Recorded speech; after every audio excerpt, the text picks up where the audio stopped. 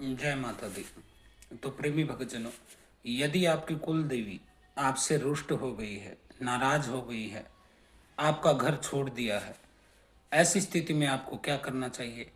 पहली बात तो यदि आपकी कुल देवी आपसे रुष्ट होती है तो उसके कुछ कारण होते हैं, जैसे गर्भपात करवा देना।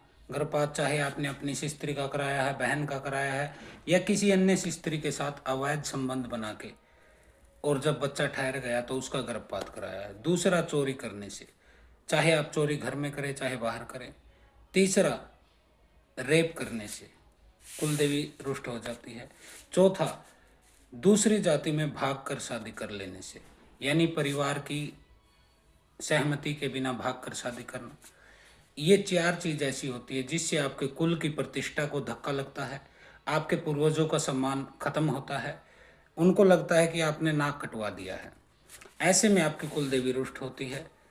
और इसके लक्षण क्या होते हैं? लक्षण 4-5 होते हैं। पहला, अन्न, धन, संतान और सुरक्षा। ये चार चीजें कुल देवी तय करती है। एक तो आपके घर में अन्न धन की बरकत होती है, संतान, शादी, मांगलिक कार्य होते हैं, और आपकी सुरक्षा। सुरक्षा यानी आपके शरीर की सुरक्षा, स्वास्थ्य की सुरक्षा, आपके काम धंधे रोजगार की सुरक्षा। यह कुल देवी के काम होते हैं।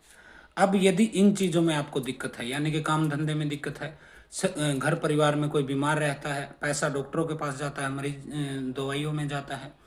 तीसरा, आप कोई भी काम करते हैं वह बनता नहीं है, आपके घर में शादी, संतान में रुकावट आती है, तो यह कुल देवी के रुष्ट होने के संकेत हैं। यदि आपकी कुल देवी रुष्ट हो गई है तो आपको क्या करना चाहिए? बिल्कुल सीधा और सरल उपाय मैं बता रहा हूँ। इसके लिए आपको एक लोटा जल का ले लेना है।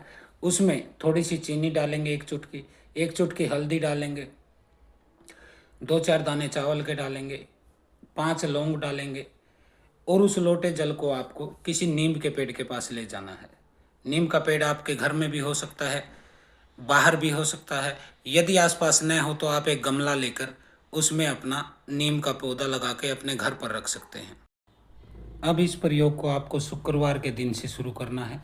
शुक्रवार के दिन आप लोटा जल का लेंगे और इस नीम के पेड़ में चढ़ा देंगे, इसको सींच देंगे।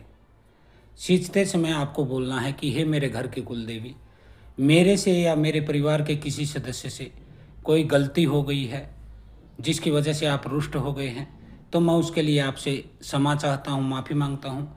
और ऐसा बोलकर आप 3 बार ज़मीन पर नाक रगड़ेंगे और अपनी कुल देवी को प्रार्थना करेंगे कि वह मान जाए, आपका साथ दे, आपके जीवन से कठिनाइयों को दूर करे। इस तरह से आपको अपनी कुल देवी से प्रार्थना करनी है। आपको शुक्रवार से शुक्रवार, यानी कि 7 दिन तक लगातार ये प्रयोग करना है। इस प्रयोग को करने के बाद आपको लाभ मिलना शुरू हो जाता है। अगर आपको आसपास नीम का पेड़ नहीं मिलता तो आप गमले में अपने घर पे लगा लीजिए, जैसे हमने ये लगा रखा है, इसको गमले में लगा रखा है, और कुल देवी के नाम से इसको सींचा जाता है। शीतला के नाम से बुधवार सोमवार सींचा जाता है। ऐसी ही ज्ञानवर्धक वीडियो के लिए हमारे चैनल को सब्सक्राइब जरूर करें।